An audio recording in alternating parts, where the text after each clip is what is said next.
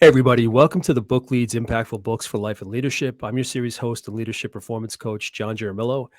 This podcast series is about getting to the books that have impacted the lives of the people in my network, friends, colleagues, new connections, old. These are great leads to books that I want to interview them on to see which of the books that have made the most impact on them, influenced them the most, left the biggest impact. And the way that I do that is covering three categories of books. The first is a book that they're schooling me on, one that I've never read, but they're sharing with me. The second one is a book that we've both read, whether specifically for this series, this episode, or out of our previous lives. And then the third one is if I speak to the author or the publisher of the book. In today's case, I'm going to be doing both number two and number three, where I'm going to be talking to the author of the book, a book that I've also read. And it's a book that I've covered in a previous episode. So I love that that's already starting to happen where people are choosing or sharing the book, but in different voices, telling me where they're coming from and what they want to share with it. So for this episode, my guest will be Alla Weinberg. Alla is the CEO of Spoken Wheel, a culture design company that helps organizations build cultures of safety. She's a culture designer and author who has incorporated her design background with the principles of neuroscience, positive psychology, and relationship research to offer the most customized and compassionate cultural solutions available. In her book, A Culture of Safety, Building an Environment for People to Think, Collaborate, and Innovate, Alla delves into the tools, practices, and rituals that help leaders create physical, emotional, and psychological safety. I got to meet Alla through a coaching colleague and previous guest on this series, Karen Santeo. Karen chose Alla's book to cover in episode 31 of this series, so please check that out. And Alla, again, I love the fact that I can have one of your fans sing your praises of this book. When I was having that conversation with Karen about what she wanted to cover in this series, it came to her pretty quickly that this was the book that she wanted to cover. So I bought a copy, read it. She introduced you to me, and here we are. So thank you for joining me for this conversation. Thank you. I'm so happy to be here, and also, feel a little bit embarrassed that I have a fan, but I do. Karen is like a huge fan of mine, and Yeah. and that feels great, and I really appreciate her support. Um, yeah, it's amazing just because I love the fact that I think this is the first time that's happened in this series. It is the first time where I've covered a book with somebody and then got to interview the author. So it's great just to see what somebody derives from your work and then hearing about what the origin of that work was, of your research, of your commitment, of your passion for that subject, what it is that drove you to write the book. So I'm glad to be able to ask you questions about that today. Yeah. In terms of you, who are you? Can you provide a little more about the work that you're doing, what your work looks like, just so the audience and myself, so we can learn a little more about you? I call myself a culture designer. And for me, culture, it's not an abstract concept. Culture is how people behave, relate, interact with each other at scale. That's it. That's what culture is to me. And I really strongly believe that culture can be intentionally designed, meaning we can be very thoughtful and have agreements regarding how we will interact together, how we will work together, how we will behave together, so that we can do our best work, so we can feel good at work.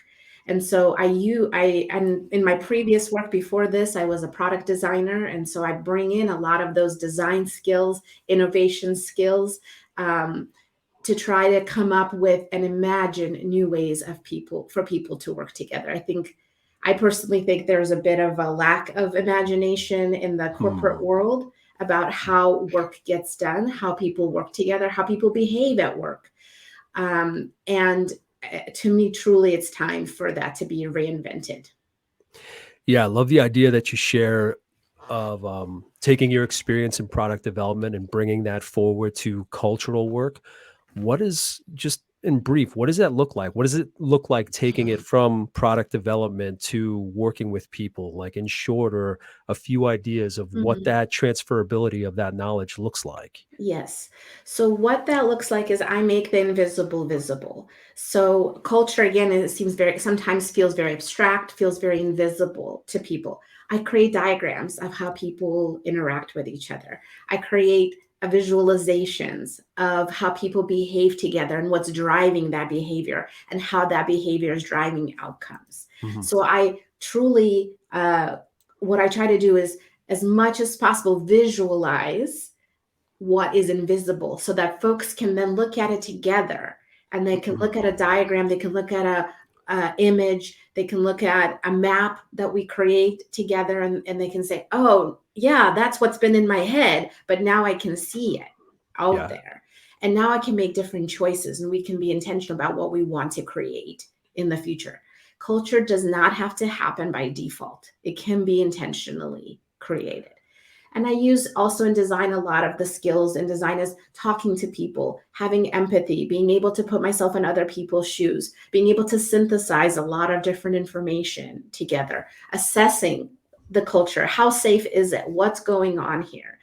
And then working again at that relational level to make those changes. It must be amazing to know that with your guidance, with your tutelage, and in workshopping these ideas, that yes, the bulk of the ideas come from the people that you work with, but it, that's got to be amazing to be able to come in and draw so much out from people like that, especially when it has to do with their own mental health, with their own health in general. Um, were you surprised when that first started to happen, when you brought that concept to this kind of work, like just how much you could draw that out? I wasn't terribly surprised because I had just been doing it on the customer end for a decade, and all I did was turn it inwards into the company. But what Gotcha. I was surprised is just the revealing and the awareness of just the current state, what's happening, and being able to see that, being able to visualize that is in itself an intervention for people. That in itself helps to shift people's understanding, perspective, even emotions. I just get so much relief that I hear in the room from folks like, oh yeah, finally I feel seen, I feel understood. Somebody gets what's at a Yeah. nuance level, what's really going on in our organization, and not in a kind of like a single thread, which is because organizations are complex and relationships are much more complex than that. Yeah. It's amazing what people get when they are finally able to articulate what they're thinking. You know, they get over that hump of frustration, Yeah, stress, and it's all because they can't verbalize what they're feeling. So exactly. I, And I I think can that believe sums that. it up. That's what I do. I help people visualize and verbalize what they're feeling and what they're thinking culturally so that hopefully they feel some relief. And now we can imagine a new way forward together. Awesome.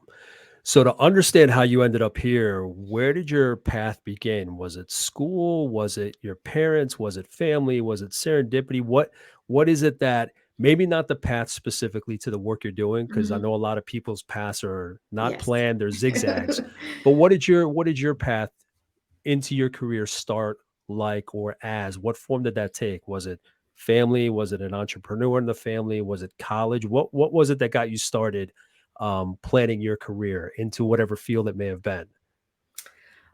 Initially, I actually went into computer science. That's what my bachelor's degree is in, and that was more of my family wanting to make sure financially that I was taken care of. And I'm an immigrant to this country, and so that was always very important to my families to have that financial security that we didn't feel for a long time when we first came to the country. And so my parents sort of pushed me into that. And I still continue to work in the tech industry, and I work a lot with the tech companies. Um, and what led me to where I am today is, just my own experiences of feeling toxic environments, abusive environments, sexist environments, especially in tech, like just my own really bad experiences with that. um, leading me to want to say, why does it have to be this way? Like I kind of started to question the status quo, and that's part of being a designer too, is questioning the status quo of things. Does it have to be this way? How can this be different? How can we innovate? And this is what led me to this as well. It's like, how can we innovate the ways we work together so that it's safe for people, so that I can be my most creative, collaborative, best self, instead of guarded, protected, just looking out for me and not actually being able to do my best work. Yeah. So what was it along your career journey? At what point was it, or what was it that might have taken place, Mm, that kind of triggered your move from product to people mhm. oriented? I actually, when I turned 30, I had a dark night of the soul, and it was on my birthday, on my 30th birthday. Just was kind of reevaluating my life, and I was like, there is no part of my life where I feel fulfilled, where I feel satisfied. And I decided literally on that day, something's got to change. And next day, I went and I got a coach, I got a therapist. I started to do the work that I need to do to figure out what is it that I want to contribute to the world? What is it that I want? Because up to that point, I've really been doing what, in some respects, society expects. I went to Mm. college, I got married, I got the job, I got the white picket fence house, but Yeah. none of that was fulfilling to me. I Yeah. have all the check boxes, I got them all checked, but none of that was fulfilling. And so instead of following society's plan, I had to go back and look inwards and figure out, but what is it that I want? What lights me up? What feels fulfilling to me? And that's actually how I found my way to coaching, and combining then coaching with design to offer this kind of culture work. Yeah, and I only smile and nod just because I'm kind of going through I have been going through the same thing where, like, I'm a child of immigrants. Um, First to go to college, got the degree, got the job, was following the path. Now I've achieved what my parents were looking for when they came to this country, the white picket fence, everything you Yeah. described. And then it's kind of like, okay, but what else is there? What else is there? You know what I mean? And that's a question that's come up in this series so many times, is people that have reached the ideas of success, Mhm. but it's like, what else is there? What else is there for me? And everybody's story, what we each need, is just so different. Right. Yeah. Um, so thinking backwards, does it make sense from your childhood?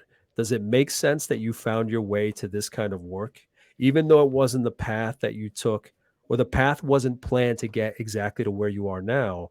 Can you look back and say, just based on my childhood, who I was when I was younger, what my environment was like, that it makes sense that this is the work that I'm doing?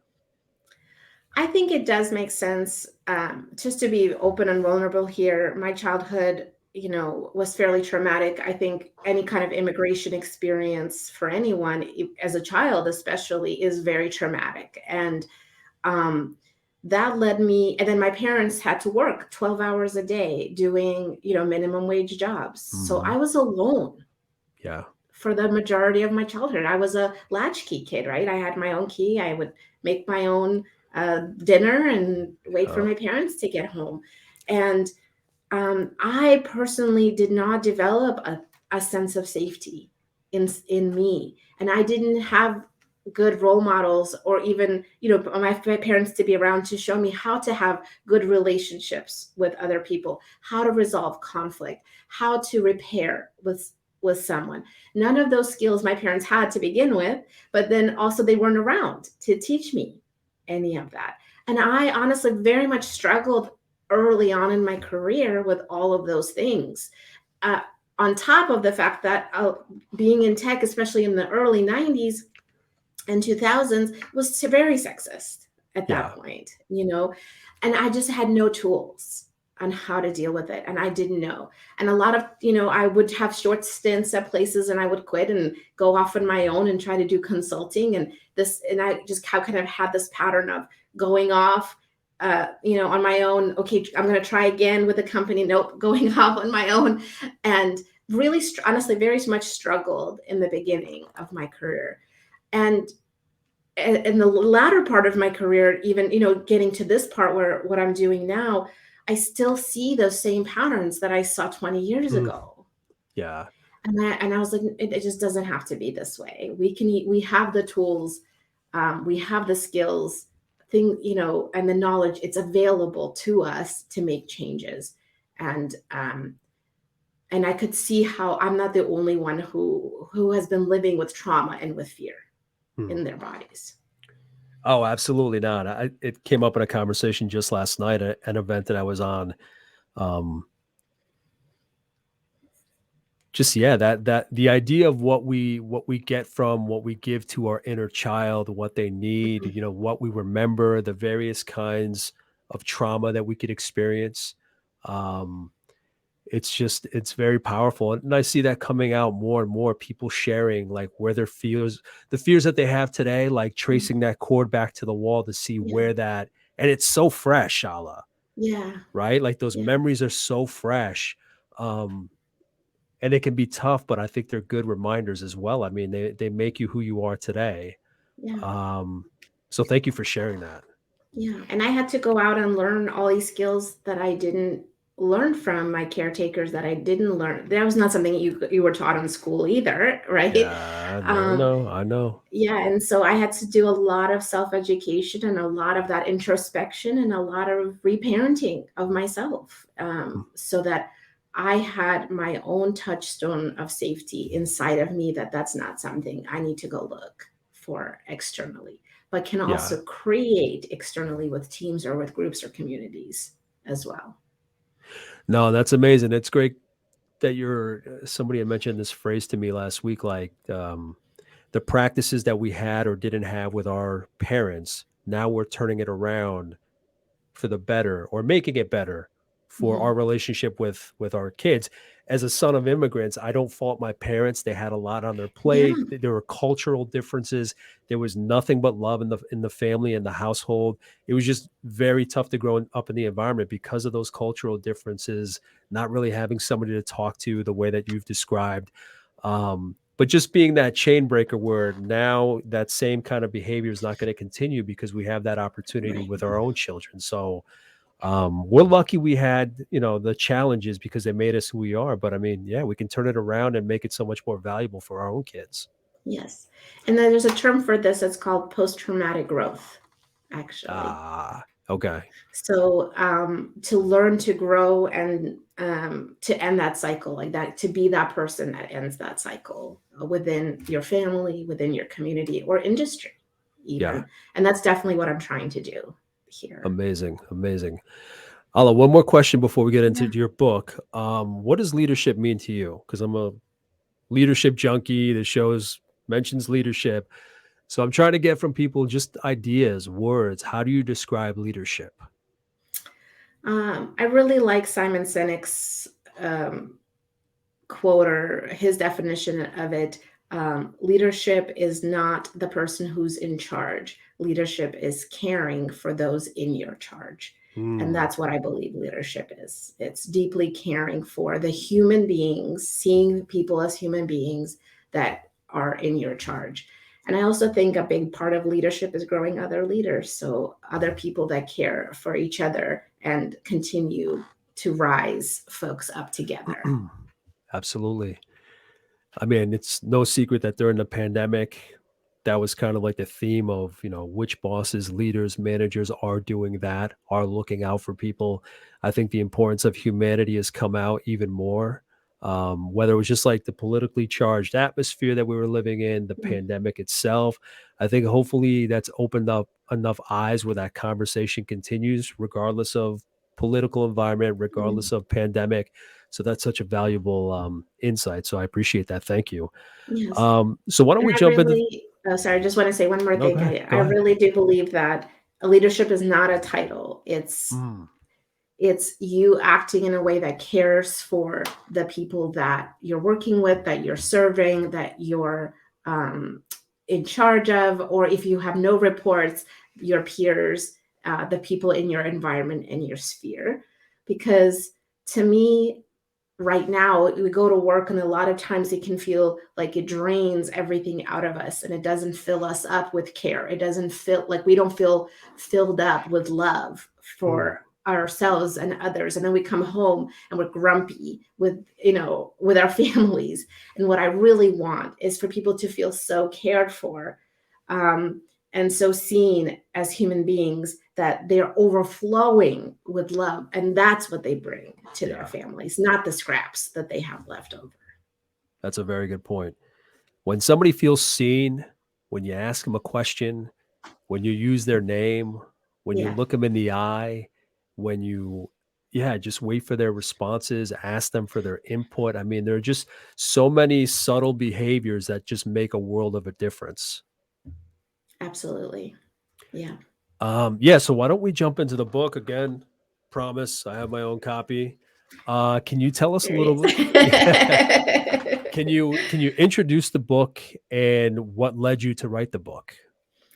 The book is called A Culture of Safety, and it is for leaders, again, not title driven, that want to create safety on their teams or in their organizations. And when I talk about safety, I talk about three types of safety: physical Mhm. safety, emotional safety, and psychological safety. A lot of times when people refer to safety, they only think about the psychological safety piece. But what we forget is that we're humans and we have bodies, and we need to feel physically safe in our bodies. We need to feel emotionally safe with each other. And then and only then can we feel physically safe. And what I propose in the book and what I show in the book is that neuroscience shows us that when we don't feel safe, we can't think. We don't have access to the full operational IQ available to us. Our IQ actually drops by half if we feel under threat, because that's the way our bodies work. And so I show with very practical, I'm hoping you can correct me if you disagree, but I'm hoping with very practical, immediately actionable practices, how to start to create that safety with the people that you work with, whether it's one person, a team, or a whole organization, so that people can think they can collaborate better together and hopefully come up with some creative or innovative ideas. No, I love your book, and it's a great, powerful little read. And it says it on there, 30 minutes to read it. 30 minutes to read it. Yep. But don't let that fool you, because for me, it's one of these books, and very rarely are there these types of books where, like, every line, every paragraph is filled with something. Mm, I can assume that as you were writing it, you're like, okay, the goal is to keep something short but bountiful. So I got to make everything count. And that's the way that it comes across. Like, all the lessons, all the definitions, all the examples, you can really see the applicability of how someone at any level of any position in any kind of organization, even whether it's in the workplace or not. I think right. Right. psychological safety, obviously, as we've talked about, I mean, we talked about childhood trauma. We need That it in our cycle, families. there's no boundaries, there's no thresholds. I mean, it happens wherever you are, with Mhm. your family, with your friends, with your workplace, with your business, with your entrepreneurial endeavor, whatever it may be. So it is there. You do, just to agree with you, there are a lot of actionable steps that you provide, and just great examples that people can see of it in their work, or where it might be missing. Yes. Yeah. And I really wanted to root it in the way our human body and our neurophysiology works, the way our brain works, the way our nervous system works. Because safety for me is a state of our nervous system. Hmm. And when our nervous system feels safe, then we feel relaxed inside, right? We feel we don't have any tension we're holding in our bodies. We feel relaxed. And that's when we can think. That's when we can innovate. That's when our brains work at full capacity and we can do our jobs. Yeah, because it serves a purpose to a point, but then if it's too unbalanced, it's toxicity inside you. Right. But that primitive mind, the reptilian brain, is just like always on guard. So I appreciate the tools that you provide for people to utilize to kind of offset that, because I've realized over the pandemic, just learning more about anxiety and stress and Mm, what it means, like just how much we're not programmed for this world. You know what I mean? We've been right, around for millennia. I don't know exactly how many, but um, in survival mode, on instinct, fight or flight, for millennia and millennia and millennia. And now we're in this society where everything is instantly accessible from across the world. There's social media. We were programmed to operate with what was in front of us. right, And now we just have access to all these stressors that just come at us. It's like exactly. so much that we have to silence for before we even get to work, before we even get to the job. It's crazy. Yeah. And the last evolutionary leap that human beings made from a nervous system and brain perspective is 10,000 years ago, where there was a evolutionary way that we have what's called a social engagement system in our nervous Mhm. system. This is where if I feel connected to you, we're talking right now, we're making eye contact, you're even making that noise. You're nodding. Okay. That's telling me you're friendly, Yeah, right? That we're connected, that you're listening to me. yeah, That social engagement helps me feel safe. And that was it 10 years ago. That was the last evolutionary change we've had. And even though technologically so much has changed for us over the last 50 years, 100 years, our brain hasn't for the last 10,000 years, right? And so all of those mechanisms are still in play. And our nervous system and our does not know the difference between a lion trying mhm, to eat us or a yeah, troll posting a negative message about your podcast. It has no yeah. it makes no differentiation between those two. Wait, why my podcast? No, but the Just to make it craziest thing is personal. no, and it hurts. But no, just to even make a note, you said like the last 50 years, but if you think about how much the world has changed with the proliferation of social media and the internet, I don't know, That's the really last 20 years exact, then. and I Yeah, mean, social media really like the last 16 years. right. So, like you said, that last evolutionary shift was 10,000 years ago. We've been in that same kind of program. And then you have social media that just kind of puts the world on its head. And you see everything that's out there in social media. We don't need to beat that dead horse. But um, yeah, it's mind blowing what we're dealing with while considering how we're really programmed and what we're really supposed to be dealing with Yeah. and how much we've overcomplicated everything. Yeah. And I think that's really the point I'm trying to make in the book is that although the way that we work is, has shifted so much and the tools that we're using and everything, all the information that has available to us, we have to take into account our our human body, our nervous system that has not changed, that has not evolved for at least 10,000 years. And we Yeah. don't. We Yeah. currently don't in our work and in how we interact with people. Ala, can you talk about fear a little bit? Yes. Also known in our society as stress. People say stress. What they mean is fear. Um, and again, this all goes back to our nervous system. Our nervous system's main job is to scan our environment, both externally, but also inside of us, what's happening inside of us, for threats.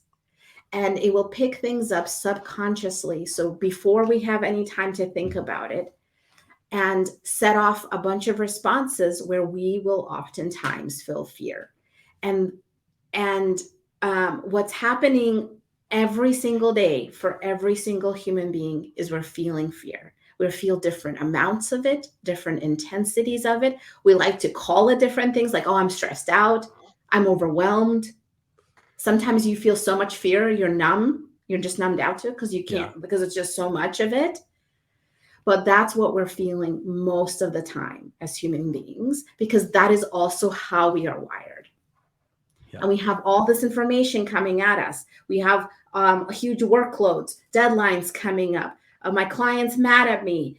My boss has feedback for me, like all these things. Oh, there's layoffs. Am I Yeah. next? All this Yes. fear. coming at me all the time. Is my coworker actually friendly, or are they talking behind my back about me, right? Are they going to throw me under the bus in this meeting, or are they going to support me?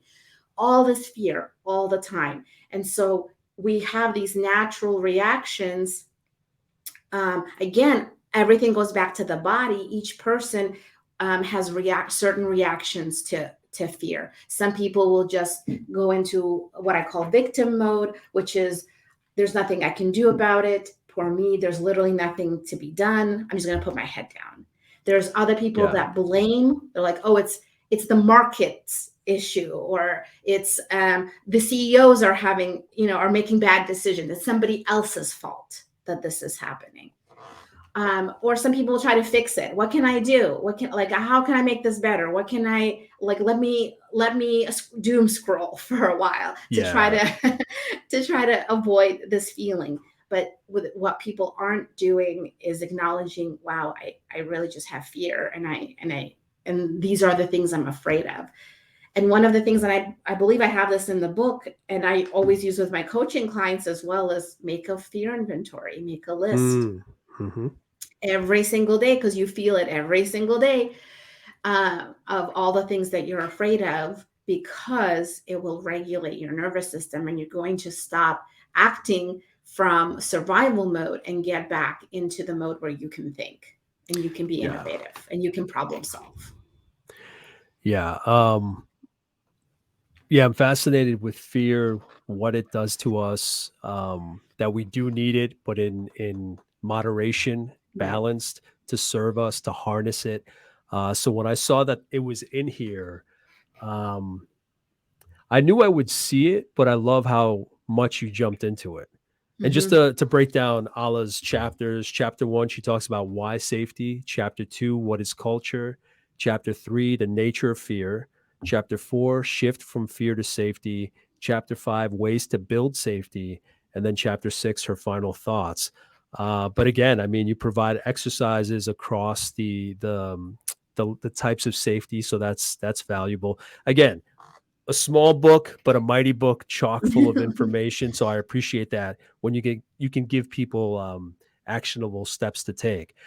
What I was curious about is, I can imagine there was, but what did the shift in your work look like pre and into the pandemic?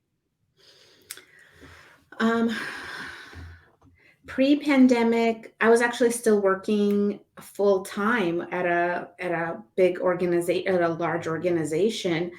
And what was interesting was this organization interviewed Amy Edmondson, who's the author of and who coined the term psychological safety, and she's the author of the Fearless organization, and spoke a lot about psychological safety, but I didn't feel it. So it felt like a marketing stunt rather than truly developing psychological safety within the actual org. And I decided to quit and start, as a result, actually, of that, I decided to quit and start my own business. And then the pandemic hit, right? And so, but it was actually, a good point at that time to start to talk about this. And this is when I wrote the book during the pandemic as well, because this is when everything changed for people. It was such a rapid change and it was so overwhelming. So what did most people feel? Well, they got burnt out. They had fatigue, all because of fear. Fear is a very big burden physically on our system. And so people got sick, not just because of COVID, but they got, a lot of mental illness, a lot of burnout. A lot of companies were like, let's talk about resilience, and things like that. Like tough it up. Yeah, tough it out. I was like, well, actually what the opposite is needed, because what we need to talk about is the fears. We need to be honest about the fears. And I'm not again from America, and so this is always fascinating to me, how much in American culture we avoid talking about our fears.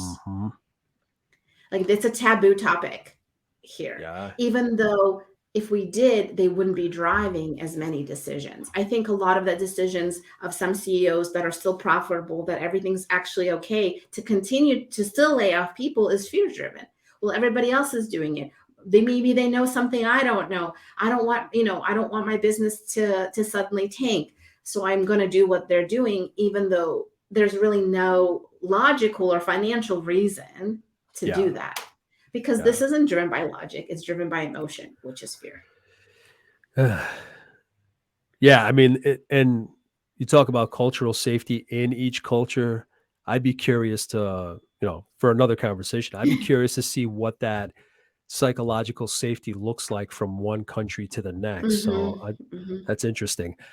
I'm curious for you, Ala. In writing the book, what did you take away from it? What did you learn? Did your idea shift? Did your idea of urgency of the lessons, did they, was that urgency empowered? What did you take away from writing the book?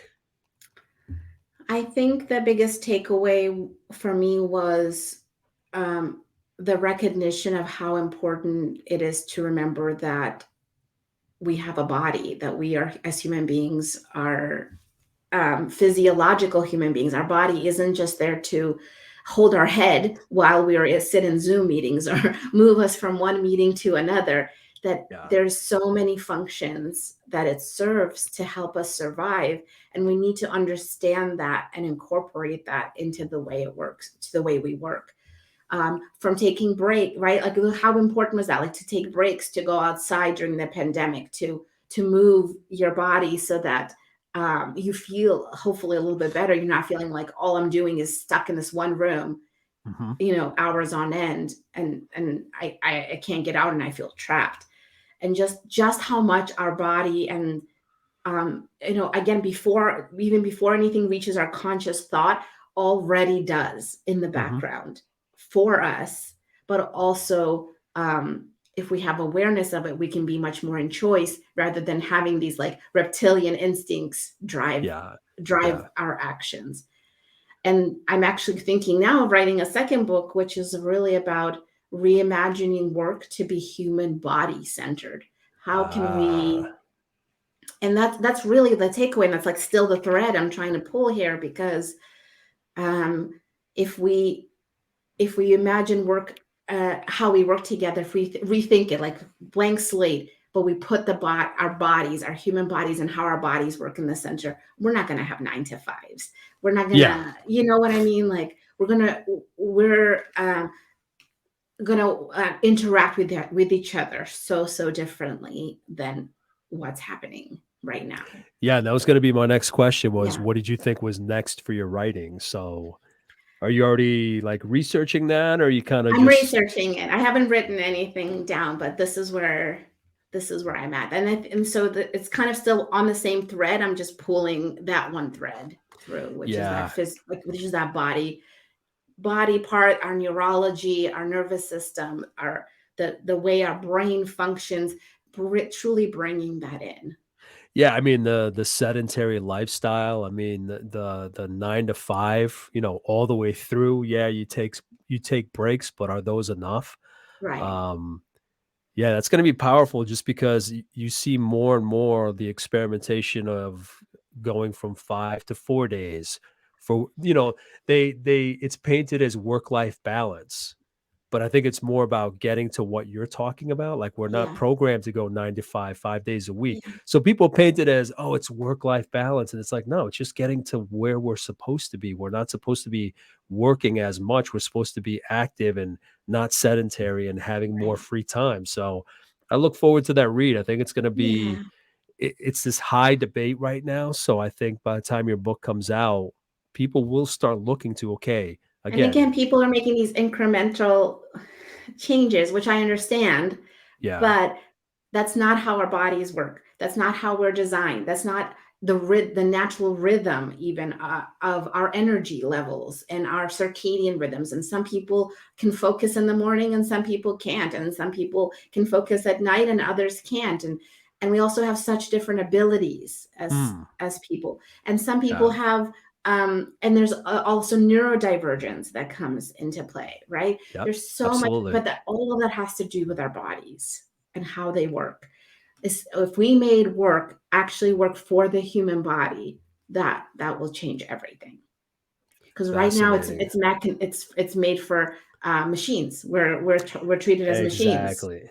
Oh yeah, I mean the industrial And I age wrote and and I like wrote that in the book, right? yeah, So yeah, yeah. You did. yeah. I have a note somewhere about. Um, I don't want to go into it now, but it was something to the effect of what management is today. That it's based off of what it started out as, like just mass producing things and kind of cookie cutter and assembly line, that Mm, kind of mentality versus that's not the age that we're necessarily in right now. So, right. um, no, that'll be fascinating when that comes out. I think that's the next direction we're going in is just as you said, really figuring out what the not doing it incrementally, but really stopping and figuring out, like you said, what the human body really needs. Yes. And how to work optimally as human Yes. beings together. Generally, then, Ala, what lessons do you hope people take away from this book, no matter what industry they're in, no matter what kind of position they're in? How would you sum it up to somebody, the lessons of your book that you want them to take away?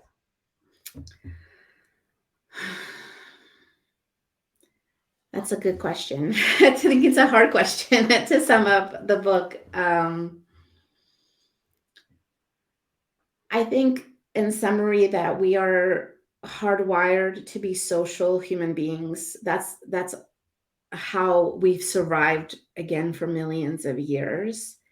And the way that we're currently working does not work with our biology. And we can reimagine that. And it's time to reimagine that and to create ways of interacting with each other that is more tribal, that is physically, emotionally, and psychologically safe, and that is 100% possible and can happen starting tomorrow. Awesome. Um, that's a lot to think about, which is good. I think people do have to rethink how they work, what they need. It is a conversation that's opening up more and more. The pandemic opened it up wide open. Some companies continue to heed those lessons. Others have kind of tried to go back to what the old Try ways to go were. back. Yes. And we'll see. And I think a lot of the results that I've heard about, the financials, the financial reporting has said that the reporting was better when people were remote or were teleworking or when they weren't in the office under thumb of their Yeah. boss, in a cubicle or an office or so those results, that research is out there. 100%. And I mean, there's also a lot of research out there showing that in the long term, layoffs are not good for any company. It really hurts financials. And again, folks are doing it because they're driven by fear. It's Isn't not, that it's nothing amazing? else. I mean, we have these recession eras, you know, I don't know, every 10 years or whatever it may be. And you're right. Most times it is out of emotions, the shit's going to hit the fan. Okay, let's preemptively cut so that we can, Preemptively. Yeah. you know, and Simon Sinek has a book, The Infinite Game, where it's like you got to Right. play the long game. Don't just go by what is our stock doing today? What is it doing this quarter? Like look at the long game, building that long-term health. It's amazing that companies, yeah, there's no matter what the lessons of the past were in terms of layoff and Hmm. performances and what the numbers show, it's all fear based. It's It's all all, fear based. the investor is afraid of what will happen to their money, their Yeah. investment. So then the bosses are afraid of what the investors think. So then they're going to pull the trigger. And then, yeah, the employee is at the tail end of that and really has no choice. Yes. Yeah. And so the final thought I'd want to leave, or the question that I'd want to leave folks with is, what would the world be like if we work together in safety instead of fear? Mm. Yeah, and it sounds like such a simple question. People will be like, "Well, people are safe. They're not in danger." But safety goes so much more beyond the physical, as you've shared, as the book goes into. So, I think people have to reassess what safety means and open up that definition, and they'll Mhm. find that it benefits them as well. Absolutely.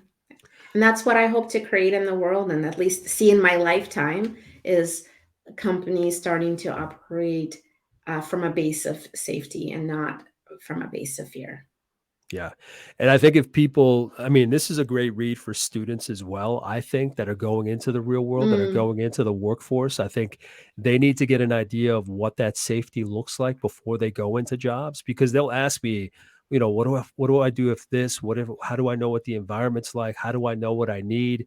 I'm like, listen, we're in this event right now. You're asking me a question. I don't know you personally. I don't know the details of, yeah. but listen to your gut.